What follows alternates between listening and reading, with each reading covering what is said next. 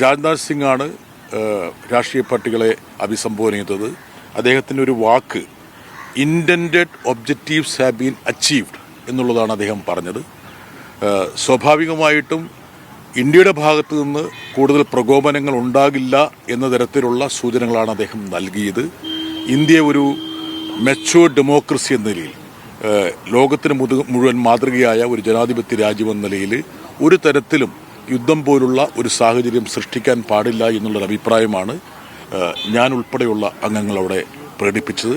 അതേസമയം തന്നെ ഈ സംഭവത്തെ മുൻനിർത്തി ഉണ്ടാകുന്ന ഒരുപാട് വാർത്തകളോട് സർഗാത്മകമായിട്ട് സർക്കാർ പ്രതികരിക്കണമെന്നുള്ള ആവശ്യം വന്നു. അതിലേറ്റവും പ്രധാനപ്പെട്ട ഒരു വാർത്ത എന്ന് പറയുന്നത് പാകിസ്ഥാന്റെ ഭാഗത്ത് നിന്ന് പ്രത്യേകിച്ച് അന്താരാഷ്ട്ര മാധ്യമങ്ങൾ പ്രചരിപ്പിക്കുന്നത് ഇന്ത്യയുടെ 5 ഫൈറ്റർ പ്ലെയിൻസ് പാകിസ്ഥാൻ 5 പോർ വിമാനങ്ങളെ പാകിസ്ഥാൻ വെടിവെച്ച് വീഴ്ത്തി എന്നുള്ള വാർത്തയാണ്.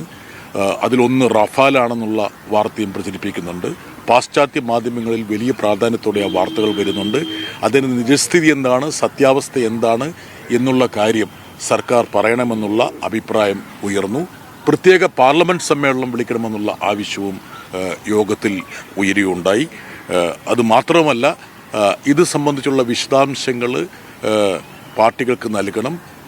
ആംഡ് ഫോഴ്സസിൻ്റെ നമ്മുടെ സേനാദളങ്ങളുടെ മനോവീര്യത്തെ ദോഷകരമായി ബാധിക്കുന്ന ഒരു നടപടിയും ഉണ്ടാകരുത്. ടെററിന്, അതായത് ഭീകരതയ്ക്ക് പ്രത്യേകിച്ച് മതവും വിശ്വാസവുമായിട്ട് യാതൊരു ബന്ധവുമില്ല. ഇന്ത്യയുടെ സമുദായ സൗഹാർദ്ദത്തെ തകർക്കാൻ വേണ്ടിയുള്ള ഏതൊരു ശ്രമത്തെയും അതിശക്തമായിട്ട് നേരിടുമെന്നുള്ള അഭിപ്രായം ഉയർന്നു. മൗലാന മസൂദ് അസറിനെ കുറിച്ചുള്ള ഒരു ചോദ്യം ഞാൻ പ്രത്യേകം ഉന്നയിച്ചു. എന്താ കാരണം 1999 എയർ ഇന്ത്യ ഹോസ്റ്റേജസിനെ വിട്ടുകിട്ടാൻ വേണ്ടി അന്നത്തെ NDA ഗവൺമെന്റ് വിട്ടയച്ച ആളാണ് ഈ ഭീകരൻ. ആ ഭീകരനാണ് ഇപ്പോഴും പല ഘട്ടങ്ങളിലും നമ്മുടെ ഈ അതിർത്തിയിൽ നിന്നുള്ള ഭീകരപ്രവർത്തനങ്ങളിൽ ചർച്ചയ്ക്ക് വിധേയമാകുന്ന വ്യക്തി. ഐക്യരാഷ്ട്രസഭ തന്നെ അദ്ദേഹത്തെ ഗ്ലോബൽ ടെററിസ്റ്റായിട്ട് മുദ്രകുത്തിയിട്ടുണ്ട്. ഈ പശ്ചാത്തലത്തിൽ ഈ മൗലാന അസറിനെ ഇന്ത്യക്ക് വിട്ടുകിട്ടാനുള്ള എന്തെങ്കിലും നടപടികൾ ഇന്ത്യ ഗവൺമെന്റിന്റെ ഭാഗത്തു നിന്നുണ്ടാകുമോ എന്നുള്ള ചോദ്യം ഉന്നയിക്കപ്പെട്ടിരുന്നു. പൊതുവെ ഇന്ത്യ സർക്കാരിൻ്റെയും സേനയുടെയും നിലപാടുകളെ പിന്തുണച്ചുകൊണ്ട് ഇന്ത്യ ഒറ്റക്കെട്ടോടെ ഈ ഒരു ഭീകരതയെ നേരിടുമെന്നുള്ള ഒരു പ്രഖ്യാപനമാണ് സർവകക്ഷി യോഗത്തിലുണ്ടായത്. ഈ ഉന്നയിച്ച ചോദ്യങ്ങളിൽ ഏതെങ്കിലും ചോദ്യത്തിന് മറുപടി കേന്ദ്ര സർക്കാർ നൽകിയിട്ടുണ്ട്? ഈ പറയുന്ന പാകിസ്ഥാൻ പ്രചരിപ്പിക്കുന്ന വാർത്തകൾ, ഊഹാപോഹങ്ങൾ, അതുപോലെ തന്നെ ഈ ജെറ്റ് വിമാനങ്ങൾ വെടിവെച്ച് വീഴ്ത്തിയ കാര്യങ്ങൾ, മൗലാന അസറിനെ കുറിച്ചുള്ള കാര്യങ്ങൾ, അത് സംബന്ധിച്ച് ഒരു പ്രതികരണവും കേന്ദ്ര സർക്കാരിൻ്റെ ഭാഗത്തുനിന്നുണ്ടായില്ല.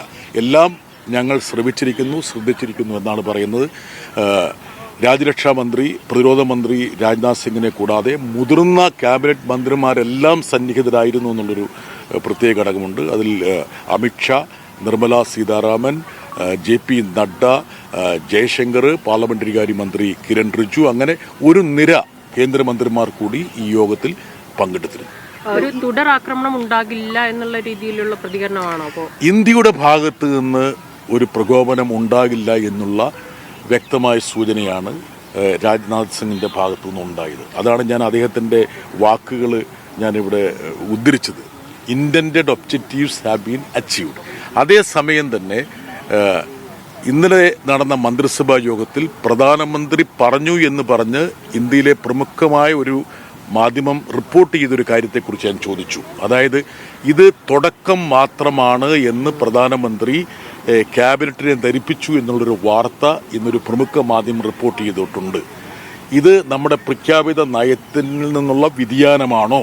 ഇത് രാജ്നാഥ് സിംഗ് നടത്തിയ പ്രതികരണത്തിൻ്റെ വൈരുദ്ധ്യമാണോ? ഇതെങ്ങനെയാണ് ഇതിനോട് പ്രതികരിക്കുന്നതെന്നുള്ളൊരു ചോദ്യം ഞാൻ സർവകക്ഷി യോഗത്തിൽ ഉന്നയിച്ചിരുന്നു. പക്ഷേ മറ്റ് ചോദ്യങ്ങളുടെ അതേ ഗതി തന്നെയാണ് അതിനുമുണ്ടായത്. പ്രത്യേകിച്ചൊരു പ്രതികരണം ഉണ്ടാകില്ല.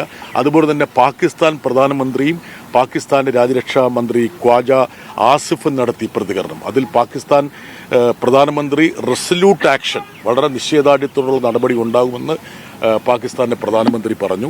അതേസമയം പാകിസ്ഥാന്റെ ഡിഫൻസ് മിനിസ്റ്റർ ഖ്വാജ ആസിഫ് പറഞ്ഞത് ഇന്ത്യ ഡി എസ്കലേറ്റ് ചെയ്യുകയാണെങ്കിൽ ഞങ്ങളും ഡി എസ്കലേറ്റ് ചെയ്യാൻ, അതായത് ഇപ്പോഴത്തെ സാഹചര്യം തടുപ്പിക്കാൻ തയ്യാറാണെന്നുള്ളതാണ് അദ്ദേഹത്തിൻ്റെ പ്രതികരണം. ഇതിലേത് പ്രതികരണത്തെയാണ് ഇന്ത്യ മുകളിലേക്ക് എടുക്കുന്നത്? ഈ പാകിസ്ഥാൻ്റെ ഭാഗത്തുണ്ടാകുന്ന പ്രതികരണത്തോടുള്ള നമ്മുടെ അപഗ്രഥനം എന്താണ്, എങ്ങനെയാണ് ഗവൺമെൻറ് ഇതിനെ സമീപിക്കുന്നത് എന്നുള്ള ചോദ്യം ഉയർന്നു. പക്ഷേ ഇതൊക്കെ ഇൻപുട്സ് ആയിട്ടാണ് തങ്ങൾ ഉപയോഗിക്കാൻ പോകുന്നതെന്നുള്ള ഒരു പരാമർശമാണ് രാജ്നാഥ് സിംഗിൻ്റെ ഭാഗത്തുനിന്നുണ്ടായത്.